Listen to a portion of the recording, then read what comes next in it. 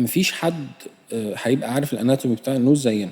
90% من مشاكل النوز بتتحل بالسيرجري، حتى لو كان الافكت بتاعها او الريكفري بتاعها طويل شويه اللي هو لمده شهر، بس انا بحل مشكله. وخصوصا يا دكتور كمان ان الانجكشنز في المناخير المنطقه دي يعني فيها ريسكس عاليه طبعا كتير. مفيش حد هيبقى عارف الاناتومي بتاع النوز زينا. احنا بنشتغل على مستوى الجلد والعضلات والعظم والسوفت تيشو وكل حاجه.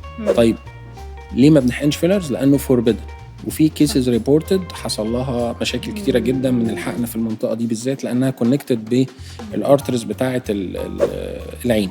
بالظبط. وبالتالي فكره الفيلرز في النوز انا ما بحبهاش، لانها في النهايه العيان بيزهق 6 شهور، كل 6 شهور ل 9 شهور يجي يعمل الانجكشن ده ياثر على النوز ويعمل فايبروزس، مور فايبروزس، وبعد كده يزهق والفيلر ما عادش يجيب النتيجه اللي كان بيجيبها قبل كده.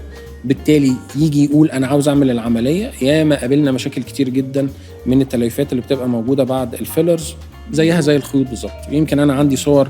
اعتقد الخيوط دي كارثه بقى. كارثه، دي كارثه بقى، ما بتعملش اي حاجه تقريبا.